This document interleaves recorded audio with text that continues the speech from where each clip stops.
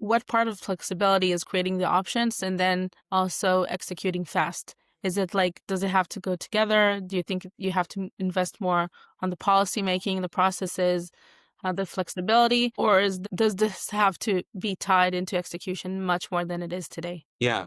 So for me, I think the challenge of the corporate is to change vocabulary a bit. So rather than speaking about consensus demand or consensus forecast, I challenge to think about what ifs. And many organizations do a bit of a scenario. It's typically, when you do a bit of a particularly strategy exercises, you'd have your typical three scenarios. So what's my best case, my bull case, my bear case? You have a bit of thinking about the bands in which you can operate. That, first of all, often does not trickle into S&OP, and you actually assume base case, so you still work with one number and you do not pair yourself to the different realities. And it's also not done in an analytical way. It's almost like lip service exercise to make sure we thought of the world in which gas prices are 50% higher or 50% lower, but we actually didn't prepare our organization in reality to what it would mean. And so for me, I think the way I would envision shifting discussion and in S&OP conversations is away from, okay, what's the production plan? What's the supply plan? What's the kind of demand forecast? To really what happens at this range of demand. What does it mean for supply? What does it mean for procurement? What does it mean for production? What does it mean for our price? Actually create a bit of, in a way, bends where you approve or pre-approve the actions, right? So your entire organization is now, when that inevitable volatility hits you, you do not restart the process and you now go again into 4 meetings and the memo summaries, but rather people know, because that's in a way part of the plan. So they know what to do. So we're talking about what ifs. Even if we move the what ifs from, the strategic to the S&OP with practical analytics of specific financial outcomes or plans, still they are laid upon assumptions of, manager assumptions or the team's assumptions. So even when you do what ifs in S&OP itself, you can't really run more than 10 scenarios, right? It's like it's pretty hectic. So what we practice and what we try to see is how we look at exactly as you said, ranges, like a band of possible scenarios. Okay.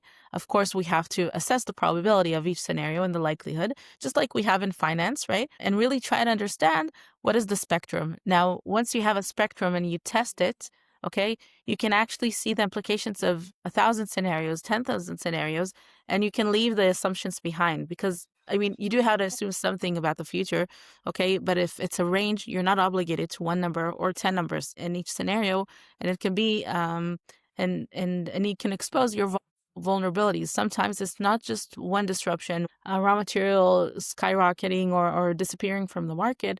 It can be a lot of times disruptions that are just like an accumulation of circumstances. Okay. So the machine broke.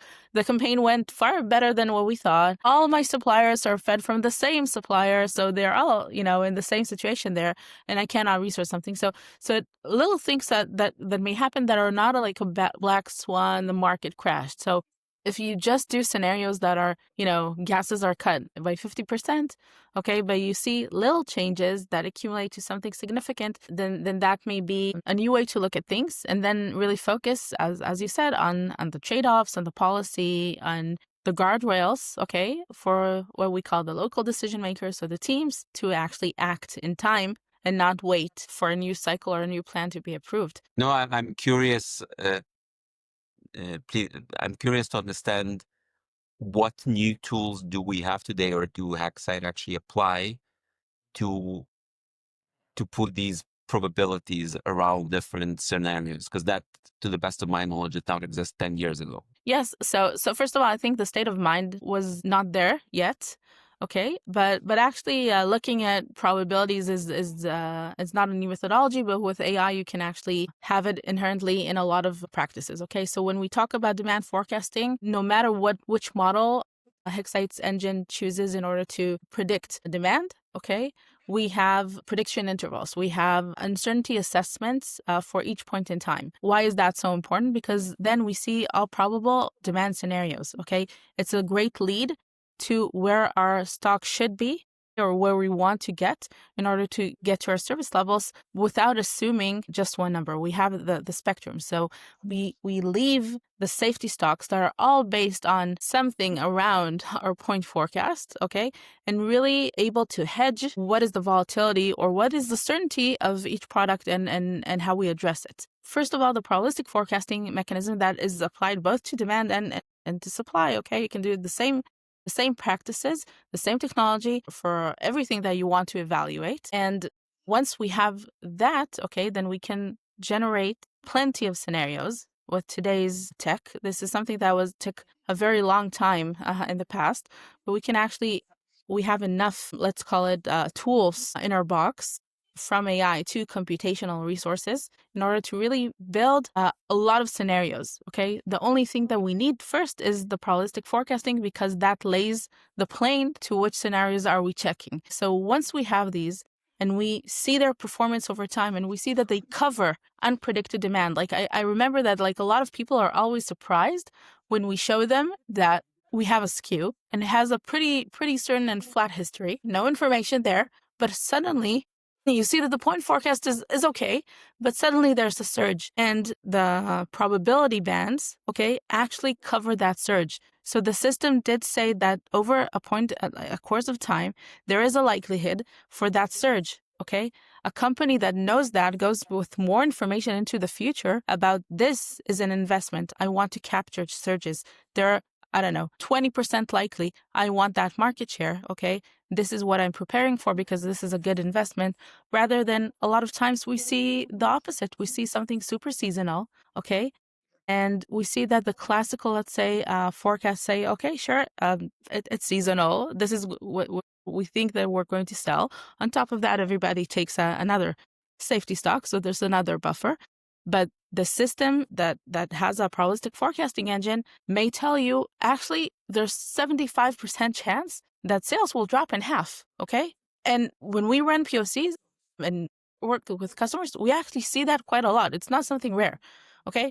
So if you could have known that now you're investing $5 million, okay, in inventory and production of a product that most likely you will not need half of it, okay, this is a very interesting discussion to make rather than aligning on one number. Do we want to preserve that? Do we want to run optimistically and try to get that revenue that all the information that we have is saying that it's actually not likely?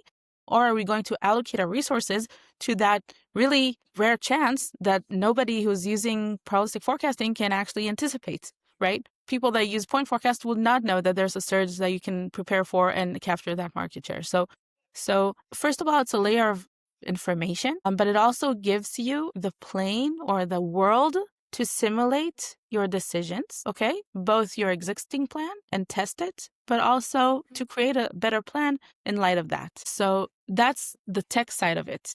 The product side of it, building a product that supports such a process, we need to rethink how we approach the process itself without ripping everything that everybody has, okay? Let's be realistic. You need the process. You want that alignment, but alignment on what? Okay. And that's why I agree with you that ranges is really important.